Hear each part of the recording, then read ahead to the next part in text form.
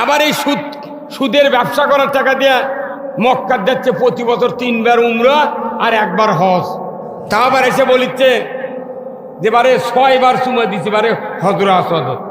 তখন আল্লাহ জিবরাইল কয় আর মাথা ঠিক নাই রে, তুই যে সুদের টাকা দিয়ে হজ করেছু, যে সুদের টাকা দেয়া তুই চুমা তো দূরের কথা, তুই অর্ধেক গিলা খেলেও কোনো লাভ হবে না, 1 টাকার ঘাটতি পড়বে না। যদি টাকার ঘাটতি পড়ে না যমুনের একটা চর আমরা দলিল করে দেব। কি কত টাকা রে! হা হা, সরকারি একটা অফিসার 1 মাসের বেতন দিয়া গত 5 বছর আগে 1 মাসের বেতন দিয়া 10 বছরের চাউল কিনছে। আর মাদ্রাসার হুজুর তার স্ত্রী একটা 200 গ্রামের 200 মিলির একটা প্যারাশুটের নারকেলের তেলের বোতল কিনে দেওয়ার পারেনি। মসজিদের ইমামরা কুরবানি দেওয়ার পারে না, কথা কন না কা? মসজিদের ইমামরা কুরবানি দেওয়ার পারে না, আর মসজিদের মুক্তাদিরা 2 লাখ 1.5 লাখ টাকা দিয়ে কুরবানি দিয়া ইমাম কয় হুজুর আমার বাড়ির যাবেন, কুরবানির মধ্যে একটা পলিথিন নিয়ে 3 ভাগ করে মিসকিনের ভাগের 5 কেজি গোস্ত হুজুর ওই পলিথিনে তুলে দেওয়া করছে যে হুজুর দোয়া করবেন। তুই কার গোস্ত কাক দিয়ে দোয়া চাচ্ছ? হ্যাঁ কথা বল, গোস্ত দিয়েছে কার ভাগের? মিসকিনের ভাগের, আর দোয়া চাচ্ছে মালিক। কথা কর। আবার গরিবেরা চামড়ার টাকা পায়। গরিবেরা কি পায়? চামড়ার টাকা। বাংলাদেশে আমি দেখেছি আজ থেকে 10-15 বছর হলে কুরবানির 15 দিন আগে থেকে ঢাকার থেকে খবর আসে টিভি, করছে ট্যানারি খারাপ। ট্যানারি খারাপ মানে করছে না চামড়ার দাম নেই, সমস্যা। একা কুরবানির মধ্যে বড় বড় গরু 300 টাকা চামড়া, আর খাসি 20 টাকা, আর ভেড়া করছে দিস দে না দিস ফেলে দে। এই কথা কন না কা? এইবারই আমি এক কুরবানি দিছি, 3.5 মণ গরুর চামড়া করছে 300 টাকা, খোলা হয়নি। আমার করছে হুজুর চামড়া দিবেন। আমি বলবো খোলা হয়নি রে, কয় টাকা দাম? করছে 300। না আমি তুই খুলিস তারপরে নিয়ে যাসিনি। উনি একবার কয় আর আসেনি। বেল ডুবে গেছে মাগরিবের পর, আমরা নিজেরা এগুলো করি, কোনো মানুষ বেনামাজি গেলেই না। এখনই করি, মাগরিবের পর না পারা এক মাথার সাথে আমি ফ্রি দিয়ে দিচ্ছি চামড়া। ওই হুজুর আবার ফোন করে করছে হুজুর 700 টাকা দিয়ে বেচেছি। উনি কত? 900। আর ই বেচলো কত? 700। আমি বললাম ভাই কার কাছে বেচিস? ওরই নাম্বার আনা দে তো। ওই নাম্বার দিয়েছে, দেওয়ার পর পরে 2 দিন পর ফোন দিছি, করছে হুজুর 1400 টাকা দিয়ে বেচেছি। আমার ফোন করো, তাহলে তুই কার কাছে দিছু? কোথায় বগুড়া দত্ত বাড়ির দিছি, 2200 টাকা দিয়ে বেচেছি। তারপরে কি করছে ঢাকাত গেছে, আর ই খবর আর নেই, মোবাইল নাম্বারও জানা নেই। পরে আমি ট্যানারির বিশাল একটা পাইকারের থেকে শুনলো যে চামড়া পাকা করে এনে কিনে নিয়ে আসে। কয় হুজুর ওই 2200 টাকার চামড়া ভারতত গেছে ওই পাকা করার জন্য। বাংলাদেশের মুসলমানের দেশে একটা মিল নাই চামড়া পাকা করা। ভারতত গেছে চামড়া পাকা করে, ওই চামড়া দিয়ে ওই চামড়া কিনে নিয়ে 25,000 টাকা দিয়ে। এই কথা কন না কা? চামড়া যদি দামি না থাকবি তাহলে বাটা জুতার স্যান্ডেলের দাম 599 টাকা গোড়ার তলে লেখা গা। কথা কন। গরুর মাথার চামড়া দিয়ে 7 জোড়া স্যান্ডেল বানাছে, আর গোটা দেহ পরে আছে। 1 জোড়া স্যান্ডেলের দাম 495 টাকা। তাহলে 6 জোড়ার দাম কত? 7 জোড়ার দাম কত? একটা শু লিবার দাম বাটাত অরিজিনাল চামড়ার শু 10,000 টাকা দাম। তার মানে গরিব টাকা পাবে, এটা কেউ চায় না। আমি আপনাদেরকে বলতে চাই, একটা লোক যখন অসুস্থ হয়ে যায় তখন ওই লোকটা রুগী ডাক্তারের কাছে যায়। কি ভাই যায় না? ডাক্তারের কাছে যায়, যখন ডাক্তার পরীক্ষা নিরীক্ষা করে দেখে যে এই রোগটা কি, তারপর আবার রুগীর থেকে শোনে না ভাই আপনার কি সমস্যা বলেন তো।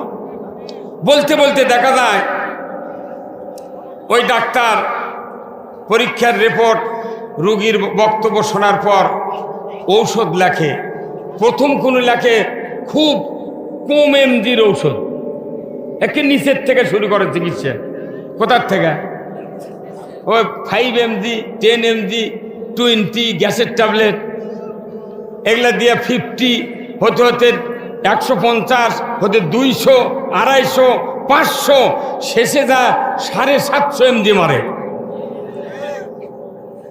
তা আল্লাহ তাআলা এই কোরআন নাজিল করেছেন আজ থেকে ১৫০০ বছর আগে। কত বছর আগে? ১৫০০ বছর আগে। এই কোরআনের প্রথম আয়াতটা হলো সবচেয়ে দামি আয়াত, প্রথম আয়াত। আল্লাহ তাআলা কোরআনে বলছেন, যেদিন গারে হীরায় রসুলের উপর কোরআন নাজিল হয়, ওই দিন ছিল ২৭শে রমজান। রাত্রি ১২টার পর আল্লাহ তাআলা জিবরাইলের মাধ্যমে রসুলকে কোরআন দিলেন। সুবহানাল্লাহ। জিবরাইল সাল্লাম এসে রসুলকে বললেন, ইকরা বিসমি রব্বিকাল্লাযী খলাক, পড়ুন মুহাম্মদ সৃষ্টিকর্তা রবের নামে। কার নামে? রবের নামে। রবের নামে পড়তে বললেন আল্লাহ ফেরেশতা জিবরাইল রসুলকে। রসুল কি বলেছিলেন? আনা উম্মি, আমি পড়তে পারি না। আরেকবার বলছেন, রসুল বলছেন আনা উম্মি, পড়তে পারি না। তৃতীয়বার এতিম লিখছেন জিবরাইল বলার জন্য। সাথে সাথে আল্লাহ ধমক দিলেন, এই জিবরাইল খবরদার, সাবধান, আমি যাকে নবুয়ত দেব আজকে রাত্রিতে বিরক্ত করবে না। আমার হাবিব মুহাম্মদ রাসূলুল্লাহ সাল্লাল্লাহু, যাকে নবুয়ত দিচ্ছি তাকে কোনো বিরক্ত করতে পারবে না। তোমার বুক আর আমার রসুলের বুক, মুহাম্মাদের বুক তুমি চাপ দিয়ে ধরো, নিমিষের ভেতর তোমার বুকের কথাগুলি আমি মুহাম্মদ সাল্লাল্লাহু আলাইহি ওয়াসাল্লামের বুকে পার করে দেব। বুকে বুকে চাপ দিয়া কোরআনের আয়াত পার করে দিলেন কে? আয়াতটার অর্থ হলো যে আপনি পড়ুন সৃষ্টিকর্তা রবের নামে। এটা হলো শিক্ষা ডিপার্টমেন্টের আয়াত। কথা বলেন না গা? আল্লাহ কি দাড়ি টুপি জুব্বা হজ উমরা জেকের আজকার কুরবানি এইগুলির কি কথা বলতে পারতেন না? প্রথমে মসজিদের মাদ্রাসার কথা কি বলেছেন? আল্লাহ কি বলেছেন? পড়ো, পড়ো রবের নামে। কত পার্সেন্ট লোক বাংলাদেশে কোরআন পড়ে কন্ত আছে? এই বাংলাদেশের যদি জনগণের ভোটে দ্বারা নির্বাচিত হন, এই ওয়ার্ডের মেম্বার থেকে শুরু করে প্রধানমন্ত্রী পর্যন্ত, এই লোকগুলি যদি কোরআন পড়তেন, আমার দেশে সুদ চলতো না। কথা বুঝতে পারেননি এখনো? কি চলতো না? সুদ চলতো না। কারণ যারা দেশ চালাবি, নেতা হবি, এরাই তো কোরআন পড়ে না। যদি পড়তো সুদ থাকতো না, চুরি থাকতো না। এই পেছনের লোক আপনারা চিৎকার করেন না কেন? চুরি থাকতো? জানা কোনো হুন্ডা চুরি হতো, গরু চুরি হতো, দুর্নীতি হতো, ওই টাকাগুলি বিদেশে পাচার করতো না। তার মানে জনপ্রতিনিধিরা কোরআন পড়ে না, যার কারণে আজকে কোরআনের বিরুদ্ধে তারা অবস্থান নিয়ে জাতির সামনে কলঙ্কিত হয়েছে। কথা ঠিক কিনা? আমরা যারা কোরআন পড়ি, আমরা কোরআন পড়ে যখন কথা বলি তখন আমরা দোষী। আর যারা কোরআন পড়ে কোরআনের থেকে কথা বলে না, এমনি শায়েরি কথা বলে, তারা সমাজের সুফি। আমরা দোষী আর ওনারা সুফি। কথা কন? তাহলে আসুন আমি আপনাদেরকে যে কথাগুলি বলবো, যে সেদিন শিক্ষা ডিপার্টমেন্টের আয়াত নাযিল হলো প্রথমে ১৫০০ বছর আগে। শিক্ষা ডিপার্টমেন্টের আয়াত আজকে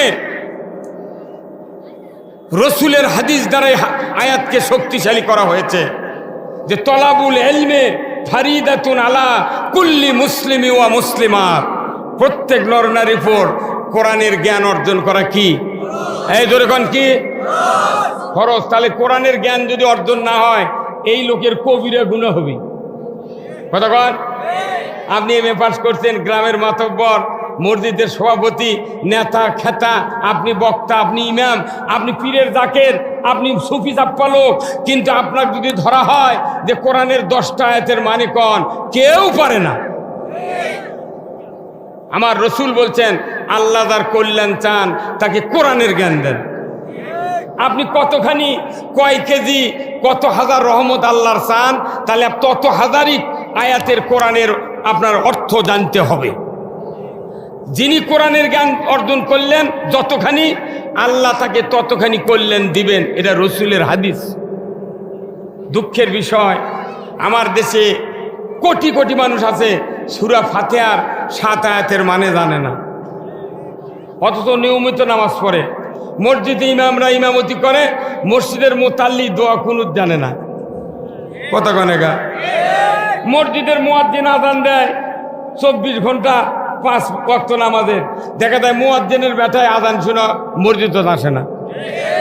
ইমাম ইমামতি করে 40 বছর হলে ওর বেটা নামাজ পড়ে না। বক্তৃতা করে বক্তা 30 বছর হলে দেখা যায় বক্তার একটা বেটা নামাজ পড়ে না। নেতৃত্ব দেয় সমাজে, তাদের একটা বেটা নামাজ পড়ে না। হজ করে আসছে, তাদের বেটারা অজুই জানে না। তাহলে এইভাবে সমাজটা কি রোগাক্রান্ত হয়নি ভাই? রোগাক্রান্ত হচ্ছে কি না?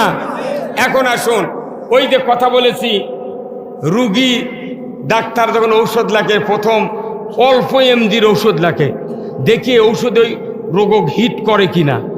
যদি হিট না করে আর একটু পাওয়ার বাড়ায়, পাওয়ার বাড়াতে বাড়াতে বাড়াতে দেখা যায় এমন এক পর্যায়ে 750 এমজি মারে কি মারে না? তাহলে এই কোরআন শরীফ ওই রকম। কোরআন আল্লাহ নাজিল করেছে অল্প অল্প এমজি দিয়ে নাজিল করে, সর্বশেষে এমন একটা এমজি আয়াত নাজিল করছে, সেই এমজি ছাড়া আর পৃথিবীতে শান্তি, পৃথিবীর যে ব্যাধি, পৃথিবীর যে রোগ, পৃথিবীর যে অসুস্থতা, এটা দূর করার জন্য ওই ওষুধ ছাড়া আর কোনো ঔষধে কাজ হবে না।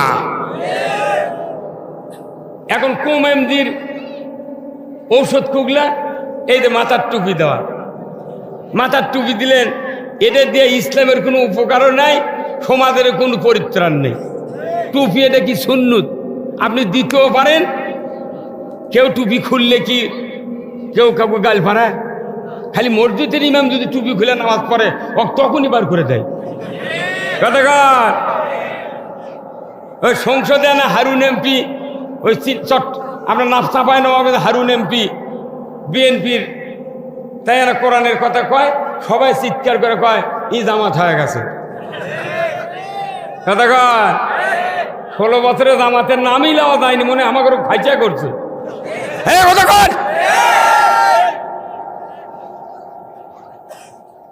তাহলে টুপি একটা ছোট্ট এমজি, দাড়ি একটা ছোট্ট এমজি, এমজি বাড়াতে বাড়াতে বাড়াতে বাড়াতে একবারে কোরআন যেদিন শেষ নাজিল করছে, এরপর আর কোনো আয়াত পৃথিবীতে আসে নাই, সেই দিন একটা এমজি আল্লাহ নাজিল করেছেন বিদায় হজের ভাষণের দিনে। কথা ঠিক কিনা?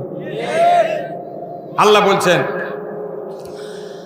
আল ইয়াউমা আকমালতু লাকুম দীনাকুম ওয়া আতমামতু আলাইকুম নি'মাতি ওয়া রাদিতু লাকুমুল ইসলাম দীনা।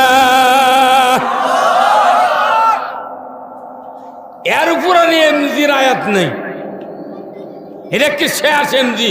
এটা যে ব্যক্তি পালন করবে না, এই দুনিয়ার জীবন ব্যর্থ, দুনিয়ার অসুস্থতা কখনোই দূর হবে না। আমরা এখন বাংলাদেশ অসুস্থ একটা রুগী পেয়েছি, কথা ঠিক কিনা? তাহলে এই রুগী সারানের বক্তব্য কোরআনে আছে না নাই? জোরে কোন আছে না নাই? তাহলে আপনি রোগ আপনার বাংলাদেশের ডাক্তাররা সারাবের পারল না, আপনাকে রেফার করে যাও ভারতে, চেন্নাই যাও। কথা কন। তাহলে বাংলাদেশ যেহেতু অসুস্থ, এখানে কি কি অসুস্থতা? এখানে সুদ আছে, ঘুষ আছে, চুরি আছে, জেনা আছে, দুর্নীতি আছে, অন্যায় অপরাধ আছে, মদ, ইয়াবা, বাবা দাদা মোট আছে। হ্যাঁ আছে না নাই? এমন কোনো ব্যারাম নাই যে সেটা বাংলাদেশে নাই, সব গুদামদার। তাহলে রুগী যখন রেফার করে চেন্নাই, তাহলে আপনাকে আল্লাহ বলছেন, বান্দা তোমাদেরকে আমি রেফার করে দিচ্ছি, রাজনীতি রেফার করে দিচ্ছি, তোমাদের এই বাংলাদেশ যদি সুস্থ করতে চাও, আমি আল্লাহ রেফার করে দিলাম, চলে যাও মদিনার রসুলের আদর্শের কাছে। রসুলের আদর্শ ছাড়া এই বাংলাদেশ কখনোই ভালো হবে না। জিবরাইলও যদি প্রধানমন্ত্রী হয়, বাংলাদেশ রসুলের আদর্শ ছাড়া, আল্লাহর আইন ছাড়া ভালো করার কোনো পুরুষ বাংলাদেশে এখনো জন্মে নাই। আপনারা কি রসুলের আদর্শে ফিরে যেতে রাজি আছেন? কারা কারা দুহাত তুলে দেখান।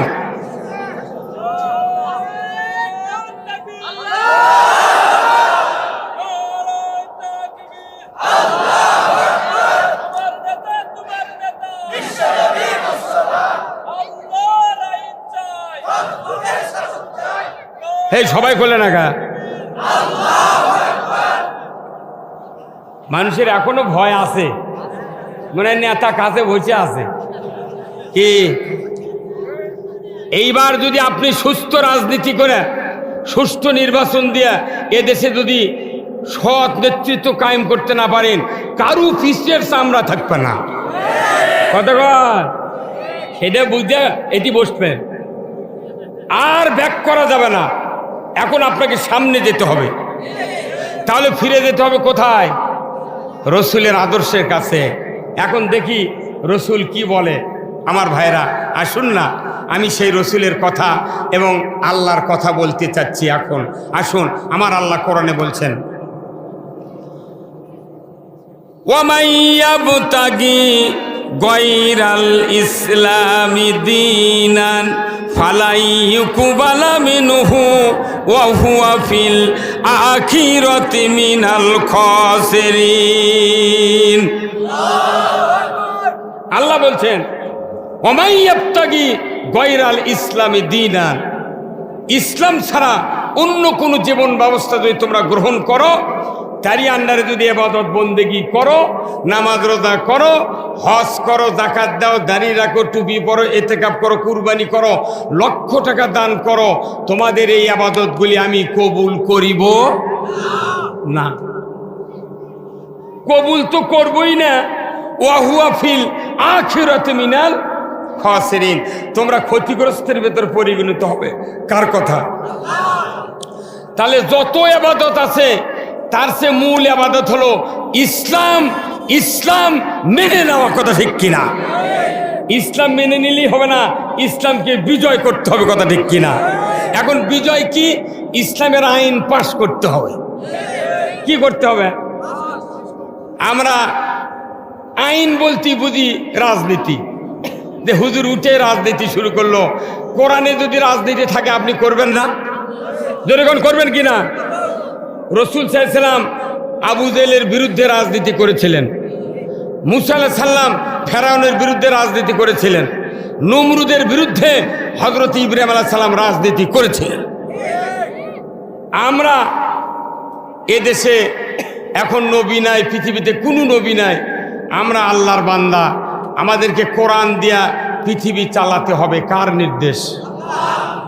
এই কোরআন দিয়া পৃথিবী আল্লাহ রাসূল 12.5 লক্ষ বর্গ মাইল 10 বছর শাসন করেছেন মদিনার মসজিদে নববীর মিম্বরে বসে। আল্লাহু আকবার। কি দিয়ে শাসন করছেন? যখন জীবিত মেয়েকে কবর দিত, মারামারি হানাহানি সব কিছু তুঙ্গে উঠে গিয়েছিল, ওই অশান্ত পরিবেশ, অসুস্থ সমাজকে আল্লাহ রসুল কি দিয়ে ভালো করেছিলেন? কি দিয়ে? এখন তাহলে এখন ওই যুগের যে যুগ, এখনকার এই যুগ, অর্ষে এই যুগ ছাড়িয়ে গেছে। রসুলের সময় আয়না ঘর ছিল? কথা কয় না রে বা, কি লোকেরা। রসুলের সময় আয়না ঘর ছিল? এত মামলা ছিল, এত হামলা ছিল? তাহলে তখনকার থেকে এখন আরো কঠিন হয়ে গেছে, আমাদের জন্য কঠিন। কারণ কি? আমরা এদেশে ইসলাম বিজয় করতে পারছি না। ইসলাম বিজয় করলে কোনো মানুষের উপরে, কোনো জনগোষ্ঠীর উপরে কোনো নির্যাতন, নিষ্পেষণ, অত্যাচার, নির্যাতন করার কারো ক্ষমতা নাই। এই জন্য সব বাদ দিয়া আমাদেরকে কি বিজয় করতে হবে? ইসলাম। এখন বলুন তো, ইসলাম অর্থ কি? কে কথা? কোন বাপে কথা? আত্মসমর্পণ। মুসলিম মানে আত্মসমর্পণ, মুসলমান মানে আত্মসমর্পণ। ইসলাম মানে কি? হ্যাঁ, ওই যে একজন কথা ভালো, Islam is the complete code of life, ইন্না দীনা ইনদাল্লাহিল ইসলাম। ইসলাম নামক জীবন ব্যবস্থা, এই পৃথিবীতে অনেক জীবন ব্যবস্থা আছে, আছে না? অনেক জীবন ব্যবস্থা আছে। ক্যাপিটালিজম, সোশ্যালিজম, মাওসুতুংবাদ, হিটলারবাদ, কমিউনিজমবাদ, হাজারো জীবন ব্যবস্থা আছে। কিন্তু আল্লাহ নিজে বলছেন, আমার কাছে সবচেয়ে প্রিয় জীবন ব্যবস্থা ইসলাম। আল্লাহর কাছে যেটা প্রিয়, এখনো বাংলাদেশের মানুষের কাছে সেটা প্রিয় হয়নি। তাহলে আপনার সঙ্গে পেটন খাওয়ারই দরকার। কথা কন না, এই আপনার কথা কন না মানে ইসলাম তো বাংলাদেশের মানুষেরই প্রিয় হয়নি।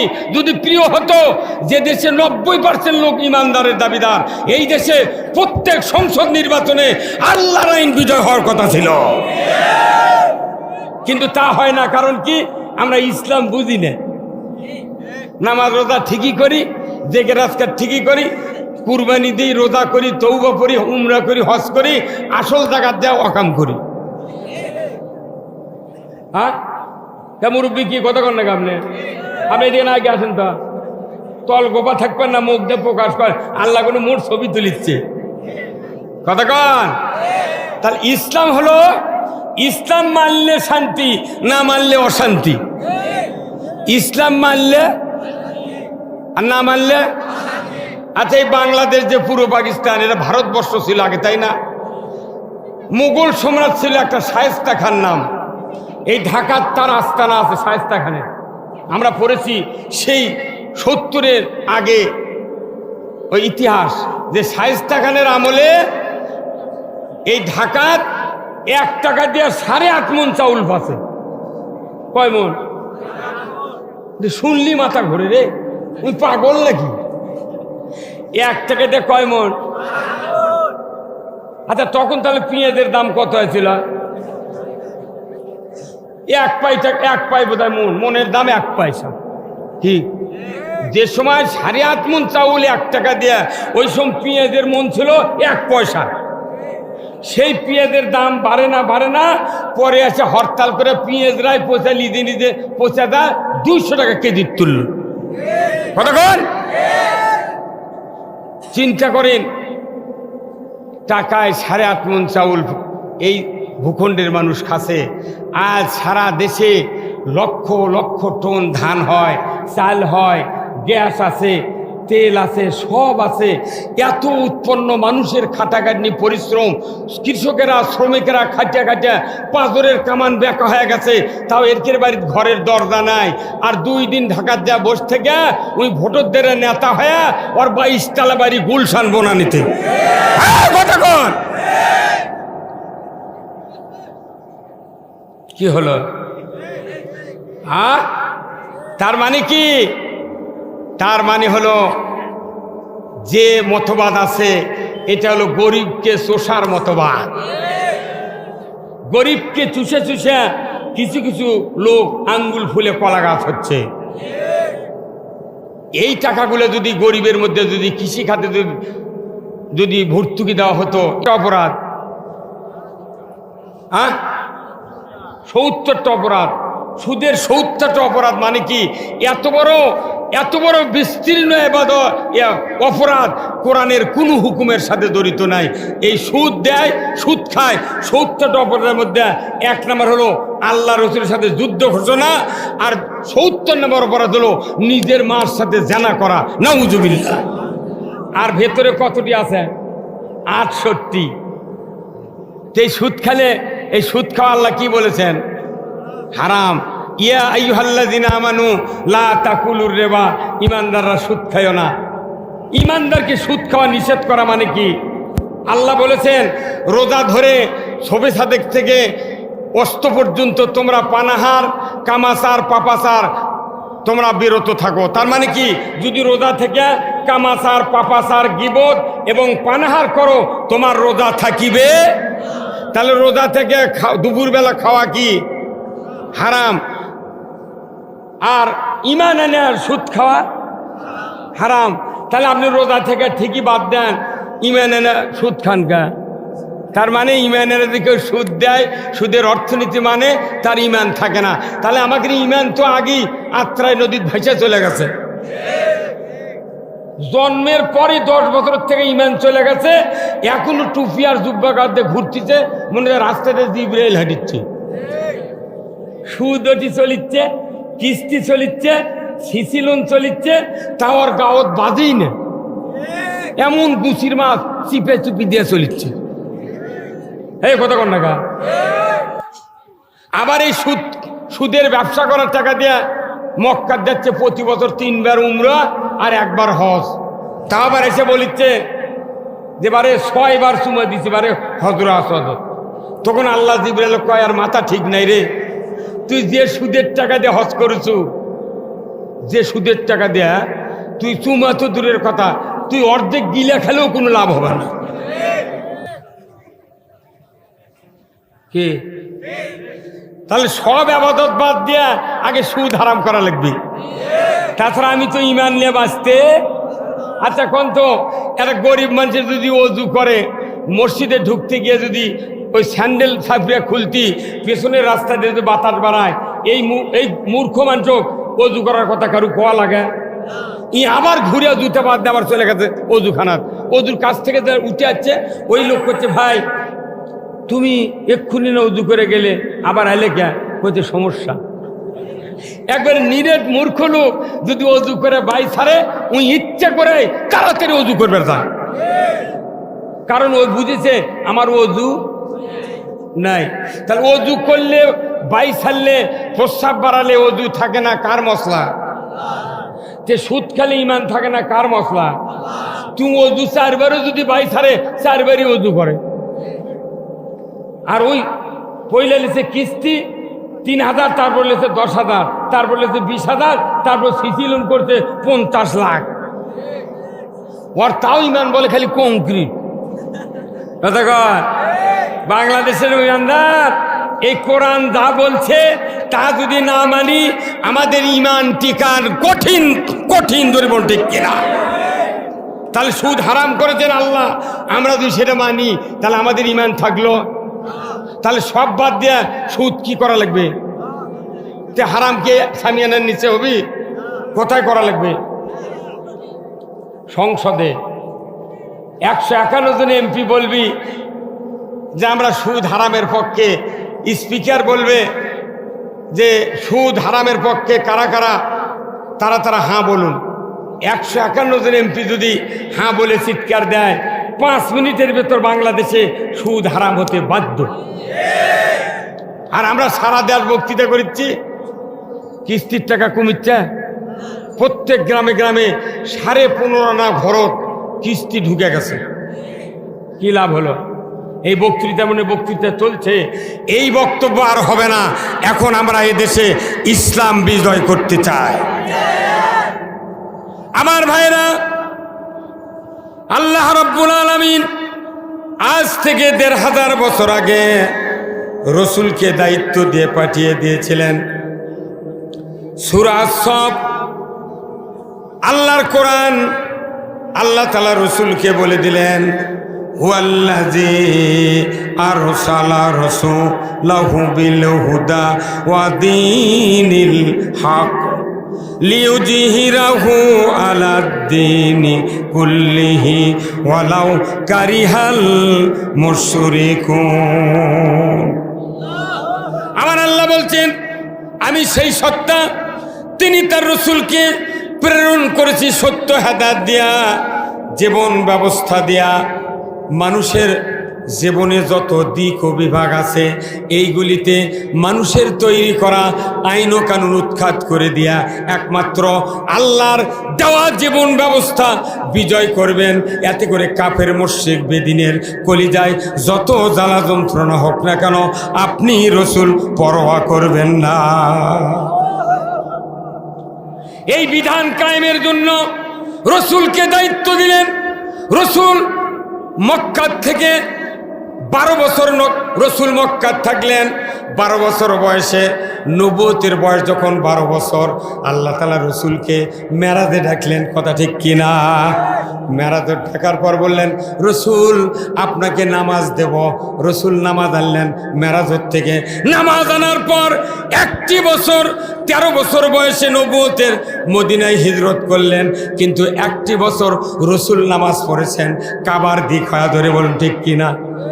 কোন দিক ভাইয়া? কাবার দিকে নামাজ পড়ছেন। রসুলের বাড়ি এই দিকে, কাবা এই দিকে, নামাজ পড়েছেন 1 বছর। যখন কাবার দিকে নামাজ পড়েছেন তখন কাবার ভেতরে 360টা মূর্তি ছিল। কি কথা কোন টাকা? তাহলে রসুল ওই দিকে নামাজ পড়ছে, কিন্তু কলিজার ভেতরে ব্যথা হচ্ছিল যে এই মূর্তি সামনে আমি এই দিকে নামাজ পড়তেছি। হযরত আয়েশা সিদ্দিকাকে বললেন, আয়েশা আমার কষ্ট হচ্ছে, এই দেবতাগুলি কাবা ঘরের ভেতরে, আমার ইচ্ছা হয় এদেরকে বের করে ফেলে দিই। তখন আয়েশা সিদ্দিকা বললেন, হুজুর আপনার হাতে তো এখনো ক্ষমতা কি নাই, আপনি পড়েন, ধৈর্য ধরেন, 13 বছর পূর্তি হবে বাপ। এমন সময় আল্লাহর রাসূল একটা কম্বল নিয়ে হযরত খাদিজাকে বললেন, খাদিজা, ও খাদিজা, ও আয়েশা, আমি একটু নিরিবিলি কাবার ছায়ার নিচে একটু আরাম ফরমাবো, কেউ যেন আমার কাছে না যায়। আল্লাহর নবী কম্বলটা নিয়ে কাবার মাথাবে গেলেন। কাবার উচ্চতা প্রায় 3 তলা ঘরের মতো, সূর্যের ছায়া যেখানে কিরণ লাগে না, ছায়া আছে কাবা ঘরের, ওই ছায়ার মাঝখানে আল্লাহর রাসূল কম্বলটা বগলের নিচে দিয়ে ঠেস দিয়ে আরাম ফরমাচ্ছেন। এমন সময় হযরতে খাব্বাব রাদিয়াল্লাহু তাআলা আনহু রাসূলের সামনে হাজির। আল্লাহর নবীকে সালাম দিলেন, আসসালামু আলাইকা ইয়া রাসূলুল্লাহ, ইয়া হাবিবাল্লাহ। হুজুর, মাতা নাসরুল্লাহ, আল্লাহর সাহায্য কি আসবে না? আমরা মার খেয়ে আমরা নির্যাতনে নিষ্পেষিত হয়ে গেলাম, আপনি কি দোয়া করবেন না আল্লাহর দরবারে? আল্লাহর সাহায্য কি আমাদের জন্য বরাদ্দ হবে না? আল্লাহর নবী কম্বলের উপর থেকে সোজা হয়ে বসলেন। সোজা হয়ে বসার পর খাব্বাবের উদ্দেশ্যে বললেন, আরে খাব্বাব, আমাদের পূর্বে যারা দ্বীনের দায়ী ছিলেন তাদের কাউকে আগুনের কুণ্ডুতে ফেলে দেওয়া হয়েছে, কাউকে করাত দিয়া দ্বিখণ্ডিত করা হয়েছে, কাউকে অগ্নি নয় উত্তপ্ত তেলের ভিতরে ফেলে দেওয়া হয়েছে, কাউকে লোহার চেরুনি দিয়া শরীর থেকে হাড্ডি থেকে গোশত বিচ্ছিন্ন করে দেওয়া হয়েছে। শোনরে খাব্বাব, সেই দিনের দায়ীদেরকে এত নির্যাতন করার পরেও দিনের রাস্তা থেকে 1 বিগত পরিমাণ সরে যায় নাই, সরে যায় নাই। খাব্বাব তুমি শোনো, সেদিন বেশি দূরে নয়, সেদিন বেশি দূরে নয়, যেদিন সানা থেকে হাজরামুত পর্যন্ত, কাবার দরজার থেকে ইয়েমেনের রাজধানী সানা পর্যন্ত 1250 কিলোমিটার রাস্তা। একজন যুবতী, ষোড়শী যুবতী, সোলার অলঙ্কার পরিহিত অবস্থায় যৌবনের লাবণ্য নিয়া দীর্ঘ পথ একা একা রাতের অন্ধকারে আসা যাওয়া করবে। লা ইয়াখাফু ইল্লাল্লাহ, আল্লাহর ভয় ছাড়া কোনো ধর্ষকের ভয় থাকবে না, কোনো লুটতরাদের ভয় থাকবে না, চোরের ভয় থাকবে না, কোনো ডাকাতের ভয় থাকবে না। সেদিন বেশি দূরে নয় রে খাব্বাব, এই দিন অচিরেই মদিনাতে মক্কাতে এসে যাবে। এটা কে বললেন? রাসূল। শুনলেন কে? আল্লাহ শুনলেন। এই নির্যাতন, নিষ্পেষণ, অত্যাচার, জুলুম থেকে বাঁচার জন্য আল্লাহর নবী বললেন, সেদিন বেশি দূরে নয়, যেদিন ষোড়শী যুবতী একা একা চলবে, সেই দিনের অপেক্ষায় থাকো। খাব্বাব, ও খাব্বাব, তুমি তাড়াহুড়া করো না। বলার সাথে সাথে হযরতে খাব্বাব মুস্কি হাসি দিয়া আলহামদুলিল্লাহ পাঠ করলে। ওই যে রসুল বলেছিলেন এই দিন আসবে। আজকে বাংলাদেশে 16 বছর পর বিএনপি হাফসাছে, হেফাজত হাফসাছে, কথা ঠিক কিনা? চরমনাই গেছে, জামাত গেছে, কেউ পারেনি, খালি কয় খেলা হবে। কি কথা ঠিক কিনা? তুই মাঠত নামিস কি হারা চুগা কথা কন? আমিয়া সব দল যখন শেষ,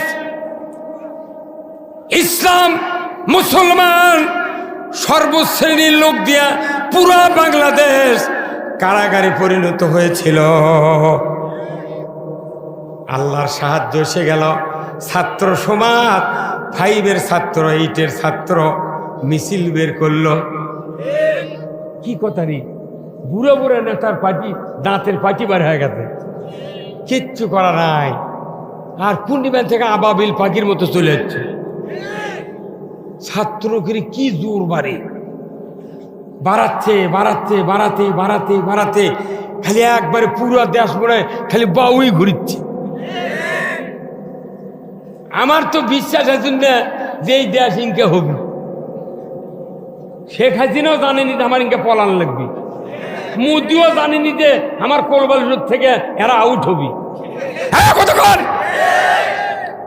কি রে, কেউ জানে না, আমরা জানি না, একটা লোকের চিন্তাই নাই। হুট করে 5 তারিখের 12টার সময় করছে 75% পদত্যাগ। তাহলে 100% কখন হবি? ওই আরেকটু দেরি হবি। কতক্ষণ কে কেউ গেল না মাঠত। কি হলো এটা? এই সাহায্য কার? যেরকম কার? আমার বড় বড় মনুষ্যরা বইয়ে লিখেছেন, রসুল হাদিস শরীফ বলছেন যে মানুষের চেষ্টার যেখানে শেষ, আল্লাহর সাহায্য সেখানে শুরু। তা আমাকে রেখে সব আশা ভরসা ছেড়ে দিছি, 41-42 উঁচু জীবন তো ছেড়ে দিছি। কি হয়ে গেল রে? আমি তো চিন্তা করে ওর পাইনি।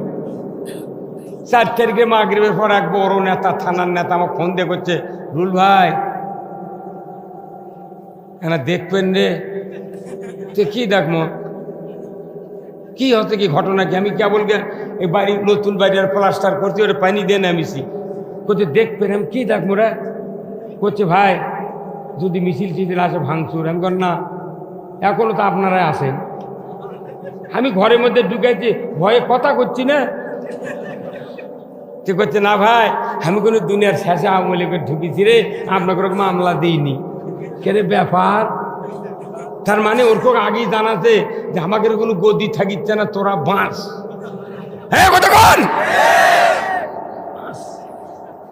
আর এক নেতা তখনই 5 মিনিট পর ফোন দিয়ে করছে, চাচা আমি কোনো আপনার আত্মীয়, হ্যাঁ দেখবেন। বাপরে ব্যাপার কিরে, এগুলো কি হচ্ছে রে? আমারই ভয় ধরে গেল, আল্লাহ কি বেন হয়। 4 তারিখের মাগরিবের পর 5 তারিখে 1টার সময় শেষ।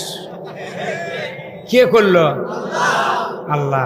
ওই 60,000 বাহিনী নিয়ে, 60,000 বাহিনী নিয়ে, হস্তি বাহিনী নিয়ে আবরা মুজদালিফায় পৌঁছে আব্দুল মুত্তালিবের 7টা উট গ্রেপ্তার করলো খাওয়ার জন্যে।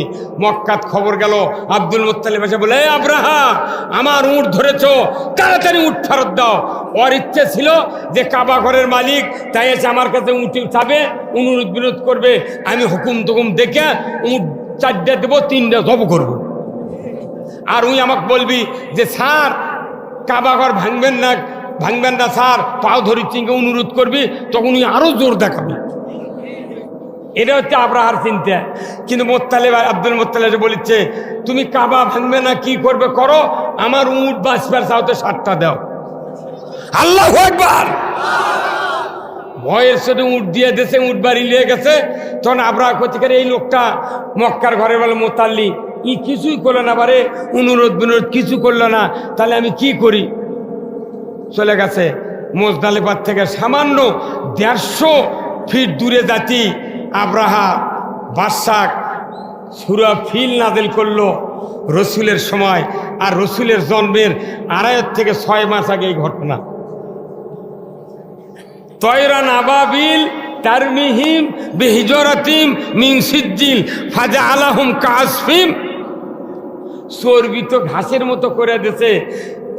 এই আবাবিল পাখির মুখত এক পাথর ছুটটা না, 2 পাও 2টা জিটি ফেলে দিছে, হাতির মাথাতে ঢুকিয়া পাশা দেবার হয়ে গেছে।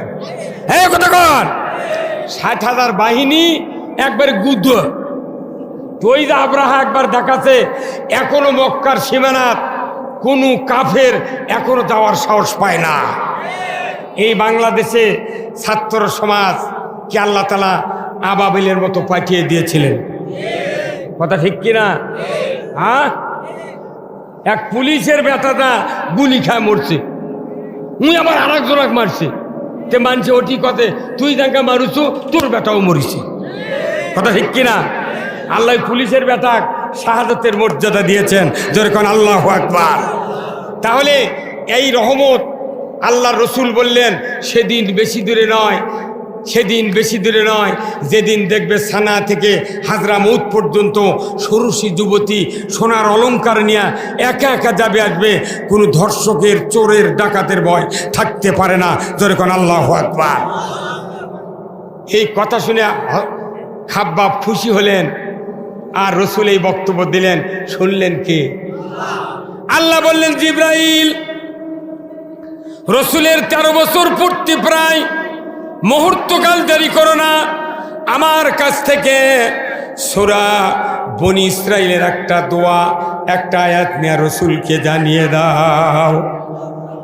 জিবরাইল সাল্লাম আসলেন, রসুলের সামনে বললেন, ওয়াকুর রাব্বি আদখিলনি মুদখালা সিদকিন ওয়া খুরজনি মুখরাজা সিদকিন ওয়াজআলনি মিন লাদুনকা সুলতানান নাসীরা।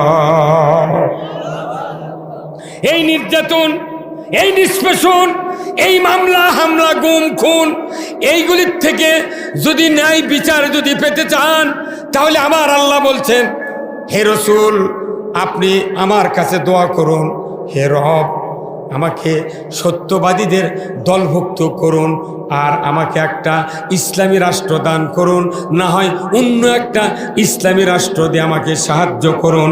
জোরে বলুন না মারহাবা। এই দোয়া করতে কে বলেছেন? আল্লাহর নবী দোয়া করলেন, সাথে সাথে আল্লাহ বললেন, মুহাম্মদ, অচিরেই আপনাকে মদিনায় গিয়ে ইসলামী রাষ্ট্র কায়েম করতে হবে। ইসলামী রাষ্ট্র ছাড়া এই পৃথিবীর জুলুম নির্যাতন বন্ধ করার শক্তি কাউরো নাই। তাহলে আপনারা ইসলামী রাষ্ট্র চান কি চান না? কারা কারা চান দুহাত তুলে দেখান। লিল্লাহে তাকবীর, নারায়ে তাকবীর। ইসলামী রাষ্ট্র হলো তামাম জুলুম নির্যাতনের হলো ঔষধ। এটা হলো 1 নম্বর 750 mgর ঔষধ। বাংলাদেশে নামাজ পড়েন, রোজা করেন, কিন্তু আপনার আমার ছেলেরা নামাজ পড়ে না। বাংলাদেশে সুদ চলে, জাকাত চালু হয় না, শুধু বক্তৃতা দিয়া, মাদ্রাসা করে, মসজিদ করে, যত রাজনীতি করে, এইগুলি বন্ধ হবে না। আমার আল্লাহ বলেছেন, যতক্ষণ ইসলাম ক্ষমতায় না যাবে ততক্ষণ সমাজের বেধি একটিও ভালো হবে না। তাহলে মেন চিকিৎসা হলো ইসলাম বিজয় করা। কি করা?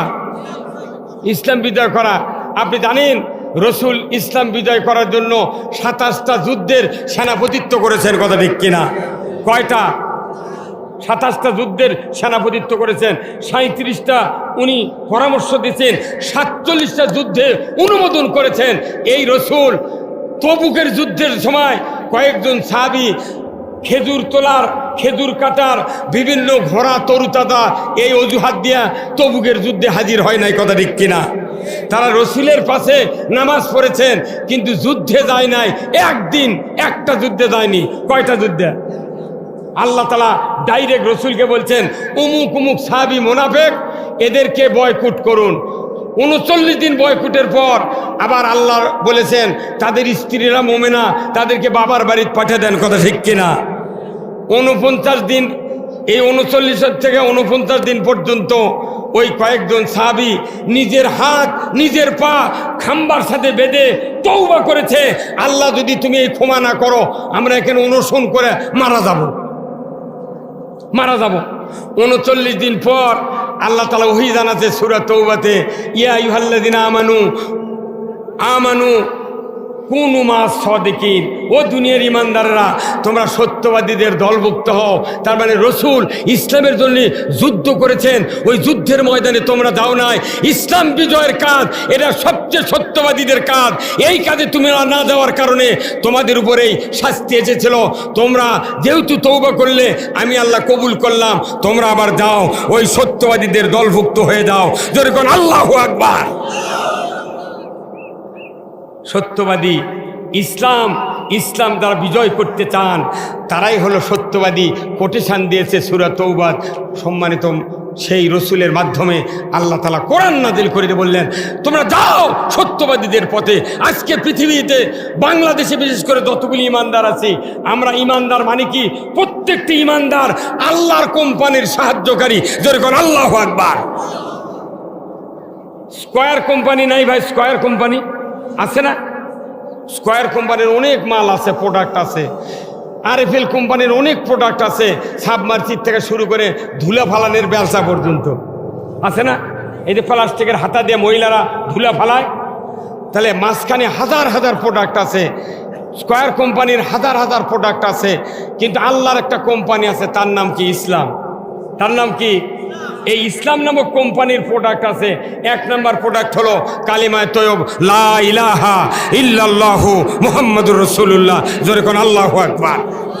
আর শেষ নাম্বার প্রোডাক্ট হলো, তারপরে আর কারু প্রোডাক্ট লাগে না, সেই প্রোডাক্টটা হলো মিনহা খলাকনাকুম ওয়া ফিহা নুঈদুকুম ওয়া মিনহা নুখরিজুকুম তারাতান উখরা, জোরে বলুন ঠিক কিনা?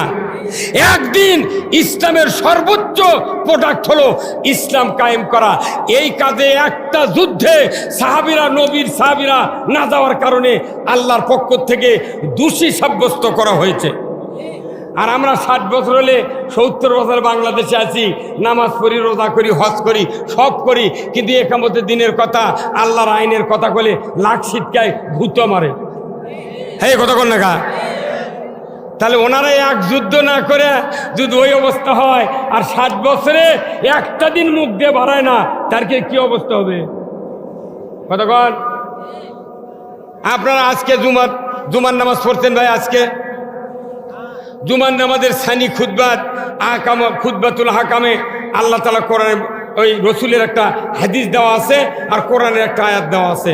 রসুলের হাদিসটা হলো, আপনারা সবাই জানেন, পড়লে আপনারা বুঝতে পারবেন। আল্লাহ রসুল বলছেন, ওয়াসুলতানু জিল্লুল্লাহি ফিল আরদ, কথা ঠিক কিনা? আল্লাহর নবীর সাহাবীরা জান আর মাল দিয়া জান্নাত ক্রয় করেছেন।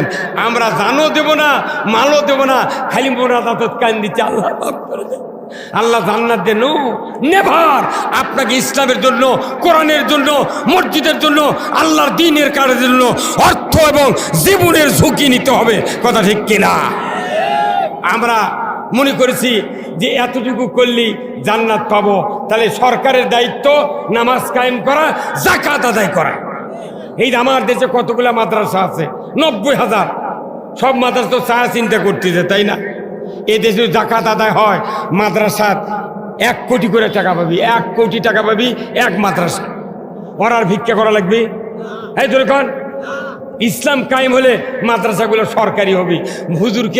হুজুররা এই কথাটাই আমরা বলবার পারি না যে ইসলাম বিজয় চায়, তারা চুপচাপ মানে বসে আছে।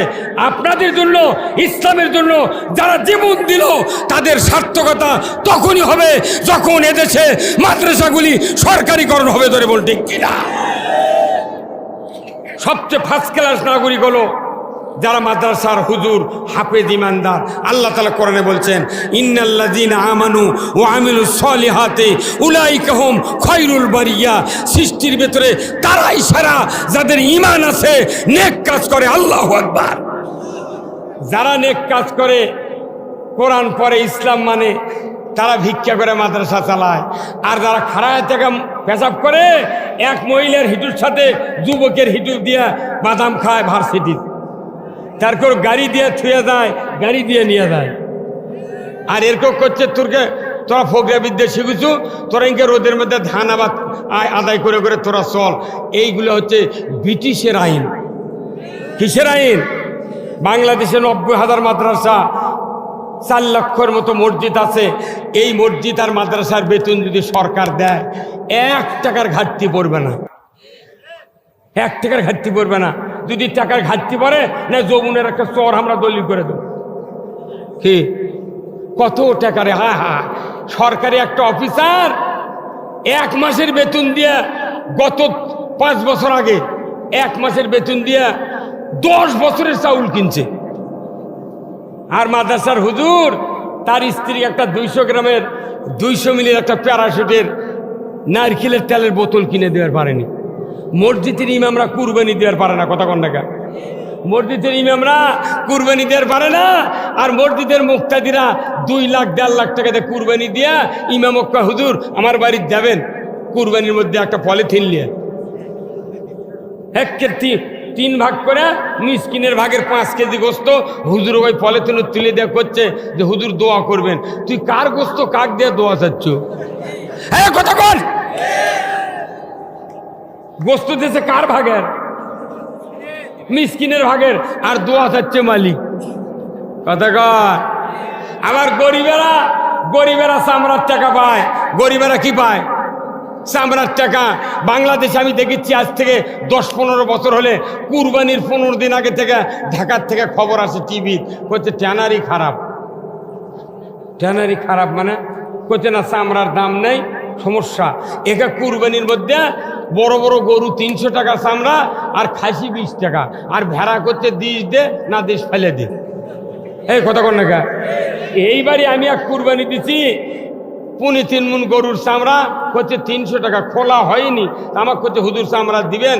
আমি বলবো খোলা হয়নি রে, কয় টাকা দাম? করছে 300।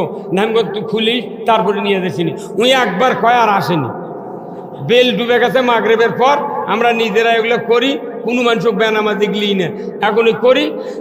মাগরিবের পর না পরে এক মাথার সাথে আমি ফ্রি দিয়ে দিচ্ছি চামড়া। ওই হুজুর আবার ফোন করে করছে হুজুর 700 টাকা দিয়ে বেচেছি। উনি কত? 900। আর ই বেচলো কত? 700। আমি বললাম ভাই কার কাছে বেচেছি, ওরই নাম্বার আনা দিত। ওই নাম্বার দিয়েছে, দেওয়ার পর পরে 2 দিন পর ফোন দিছি, করছে হুজুর 1400 টাকা দিয়ে বেচেছি। আমার ফোন করো, তাহলে তুই কার কাছে দিচ্ছু? করছে বগুড়া দত্তবাড়ির দিছি, 2200 টাকা দিয়ে বেচেছি। তারপরে কি করছে ঢাকাত গেছে, আর ই খবর আর নেই, মোবাইল নাম্বারও জানা নেই। পরে আমি ট্যানারির বিশাল একটা পাইকারের থেকে শুনলো যে চামড়া পাকা করে এনে কিনে নিয়ে আসে। কয় হুজুর ওই 2200 টাকার চামড়া ভারতত গেছে ওই পাকা করার জন্য। বাংলাদেশের মুসলমানের দেশে একটা মিল নাই পায় চামড়া পাকা করা। ভারতত গেছে চামড়া পাকা করে, ওই চামড়া দিয়ে ওই চামড়া কিনে নিয়ে 25,000 টাকা দিয়ে। এই কথা কন না। চামড়া যদি দামি না থাকবি তাহলে বাটা জুতার স্যান্ডেলের দাম 599 টাকা গোড়ার তলে লেখা গা। কথা কন। গরুর মাথার চামড়া দিয়ে 7 জোড়া স্যান্ডেল বানাছে, আর গোটা দেহ পরে আছে। 1 জোড়া স্যান্ডেলের দাম 495 টাকা। তাহলে 6 জোড়ার দাম কত? 7 জোড়ার দাম কত? একটা শু লিবার দাম বাটার অরিজিনাল চামড়ার শু 10,000 টাকা দাম। তার মানে গরিব টাকা পাবে, এটা কেউ চায় না। ওই চামড়া কি মালিক খায়? ওই চামড়ার থেকে মালিক খায়? গরিব পায় না। আহারে আজ কত বছর হলে 2 টাকা 20 টাকা লয়, 5 আনা 6 আনা করে গরিব দিয়ে দিয়ে আমরা পালিচ্ছি। অথচ আল্লাহ বলছেন জাকাত, ওসর, ফেতরা, চামড়া, এই 4টা খাদ্য যদি মুসলমান দেশে যদি ইউটিলাইজ হতো, সঠিকভাবে ব্যবহার হতো, আমার দেশে 5 বছরের ভিতর একটা জাকাত ভিক্ষা করার লোক থাকবে না। থাকবে না। জাকাত তো দূরের কথা, যে টাকা বাংলাদেশ থেকে পাচার হচ্ছে, যে টাকা মানুষের ফ্রিজের মধ্যে, মানুষের পাকঘরের মধ্যে, মানুষের ওই আলমারির মধ্যে ছিল, এগুলা টাকা ফেসবুকে দেখে তো আমাকে কলজা শুকিয়ে গেছে। এই কথা কর, কলজা শুকিয়ে গেছে ভাই। গরিব নাই বাংলাদেশে, এত বড় সুস্থ দেশ পৃথিবীর কোথাও নাই। যদি ইসলাম চালু হয় আমার দেশে জাকাত খাওয়ার মতো লোক থাকবে না। অথচ এই কথাগুলা আমরা বললে মানুষ মনে করে রাজনীতি। আমি যদি কান্দনের ওয়াজ করতাম তাহলে এখানে মানুষ যে কয়জন গেছে ওই লোকগুলি মনে করেছে যে হুজুর এইগুলি কেন কয়। আরে দুনিয়ায় যদি শান্তি না হয় তুমি কেন মুনাজাত করো রব্বানা আতিনা ফিদ দুনিয়া হাসানা ওয়া ফিল আখিরাতি হাসানা ওয়া কিনা আযাবান্নার? কথা ঠিক কিনা? আল্লাহ তো ফার্স্টে বলেছেন তুমি দুনিয়ার ভালাই চাও। আল্লাহর আইন যদি দুনিয়াতে চালু করা না হয় দুনিয়ার ভালাই কখনোই হতে পারে না। আল্লাহর আইন নেই, কিচ্ছু নাই, মানুষের আইন দিয়া, ওই ডক্টর কামালের ওই নাস্তিকের সংবিধান দিয়া বাংলাদেশে শান্তি হতে পারে না, পারে না। আল্লাহর আইন লাগবে। কথা ঠিক কিনা? কার আইন? বাংলাদেশে দুর্নীতি করতে করতে আমরা জনগণ শেষ হয়ে গেলাম। আজকে দেখেন এই পল্লী বিদ্যুৎ দেখেন নি? হ্যাঁ, আপনি টাকাতে মিটার কিনেছেন, প্রতি মাসে ভাড়া কাটিচ্ছে। আমি কিনেছি মিটার, তুমি টাকা ভাড়া লাও কে? যদি ভাড়াই লাও তাহলে আমার জায়গায় পুল পুঁতিছ, পুলের ভাড়া দাও, পুলের ভাড়া দাও, তুমি মিটারের ভাড়া লাও। কি আবার এমন মিটার দিছে 24 ঘন্টা টিমিস টিমিস করতেছে, ওটি যে বিদ্যুৎ পুড়ছে তারও বিল আমাকে দেওয়া লাগিচ্ছে। আবার এই মিটারের মাটিয়ে কারেন্ট খাচ্ছে, তাহলে আগেকার যে চাকা মিটার ছিল ওই মিটারই তো ভালো ছিল। আবার মিটার লাগাচ্ছে, কারেন্ট বিল করতেছে কি প্রথম 100 এই টাকা, দ্বিতীয় ধাপে এই টাকা, তৃতীয় ধাপে সেই টাকা, চতুর্থ ধাপে তোর ফকির। 1000 ইউনিট পূর্ব, কিন্তু একই দাম থাকতে হবে। কি আপনি তো কন্যা, ওটা আমরা দোষী হই। আপনাদের জন্য আমরা কথা বলতেছি, আপনাদের জন্য। ইসলাম বিজয় হলে সব দিকেই কথা বলতে হবে। এই ইসলাম বিজয় করার জন্য মসজিদগুলি তৈরি করা হয়েছে। এই মসজিদ হলো মানুষ তৈরির কারখানা, আর চাউলের ওই মেশিন হলো হলার হলো চাউল তৈরির কারখানা। চাউলে হলার দিলে ধান দিলে যেরকম, হলারে ধান দিলে যেরকম চাউল বাড়ায়, মসজিদে ইমানদার ঢুকবে মানুষ হয়ে বেরিয়ে আসবে। কিন্তু দেখা যায় বেনামাজি ঢোকে, বেনামাজি বাড়ায়। প্রত্যেকটা মসজিদে যারা শুক্রবারে নামাজ পড়ে, মসজিদের 10 আনা লোক খালি শুক্রবারে পড়ে, আর বাদ বাকি 5 ওয়াক্ত পড়ে না। কথা ঠিক কিনা? তাহলে এদেরকে নামাজি কে বানাবে? এদেরকে নামাজি বানাবে রাষ্ট্রশক্তি। এই রাষ্ট্রশক্তির ব্যাপারে আমরা যখন কথা বলি, কেউ কেউ বলে এরা রাজনীতি। না, নেভার। রাজনীতি রসুল করেছেন শুধু মানুষের আখিরাতের মুক্তি, দুনিয়ার শান্তির জন্য। আমরা যদি দুনিয়াতে শান্তি পেতে চাই, আল্লাহর দেওয়া জীবন ব্যবস্থা বাংলাদেশে কায়েম করা ছাড়া অন্য কোনো বিকল্প পথ আছে? পথ আছে? সবারই সুবিধা। কে আওয়ামী লীগ করে, সবারই দরকার। ওনাদেরকে ইসলাম বোঝাবো, আসেন আপনাদেরকে নিয়ে ইসলাম কায়েম করব। বিএনপির ভাইদেরকে বলি, আসেন আপনাদেরকে নিয়ে ইসলাম কায়েম করব। যারা যুবক আছেন, ছাত্র আছেন, সবাইকে নিয়ে ইসলামে দিতে একবার কায়েম করব। আমরা দেখব ইসলামের কি স্বাদ। ইসলামের বিজয় না হলে আমরা স্বাদ কেমনি পাবো? আমার বয়স 66 বছর, আমার আব্বার বয়স 103 বছর বয়সে মারা গেছেন, আমার দাদা 106 বছর বয়সে মারা গেছেন। তাহলে 106 আর 103 কত হয়? 209। আর আমার 66 কত হয়? 275 বছর। এই 275 বছর হলে পুরা ভারতবর্ষে 1 ইঞ্চি জায়গার ইসলাম বিজয় হয়নি। এখন এই 3 পুরুষ চলে গেছে, আমিও যাওয়ার পথে, দাদা গেছে, বাপ গেছে। এখন আমার নাতি পুতিক যদি ইসলামের কথা বলে, তাহলে বলবি তুমি কোন ইসলাম চাচ্ছ? দেখে শুনে মানুষের হাত কাটে পুঙ্গু বানান লাগবে। আল্লাহ কোরআনে বলছেন, ওয়াসারিকু ওয়াসারিকাতু ফাকতাউ আইদিয়াহুমা। চোর আর চন্নি যদি ধরা পড়ে, 5টা গ্যারান্টির পর খাদ্য, বস্ত্র, চিকিৎসা, শিক্ষা, বাসস্থান, এই 5টা গ্যারান্টির পর দুনিয়ার কোনো যুবক যুবতী, নারী পুরুষ যদি চুরি করে, আমার আল্লাহ বলেছেন 5টা গ্যারান্টি দেওয়ার পর ওই মানুষটা যদি চুরি করে, আল্লাহ বলেছেন হাতটা কেটে দাও। কি কেটে দাও? একটা চোরের হাত বাইতুল মুকাররমের উত্তর গেটে কেটে দেওয়ার দৃশ্য যদি ডিসেল লাইনে দেখানো হতো, আমার ভাইদের কাছে আমার কলিজার থেকে প্রশ্ন করছি, বলুন তো, একটা চোরের 5টা গ্যারান্টির পর যদি চোরের হাত কাটার আইন এদেশে যদি কায়েম করা হয়, মানুষ খাদ্য পাবে, বস্ত্র পাবে, চিকিৎসা পাবে, শিক্ষা পাবে, বাসস্থান পাবে। 5টা গ্যারান্টি পাওয়ার পর আল্লাহর ইজ্জতের কসম, কোনো অভাবী লোক আর চুরি করবে না, চুরি করবে না। তারপরে যদি নৈতিক চরিত্রের কারণে চুরি করে, আমার আল্লাহ বলেছেন হাতটা কেটে দাও। একটা চোরের হাত কাটার দৃশ্য ডিসেল লাইনে বিটিভি, এনটিভি, এসএটিভি 21, 24, যমুনা, মেঘনা 71, 75, 76 চ্যানেলে যদি একটা চোরের হাত কাটার দৃশ্য যদি দেখানো হতো, আল্লাহর ইজ্জতের কসম, একটা চোর চুরির ধার দিয়া যাইতো না। যাই চোর তারই হাত কাটে, আপনার আমার অসুবিধা আছে? তাহলে আইন কার? তাহলে কতদিন হচ্ছে একটা চোরের হাত কাটা দেখেছেন কোন দিন?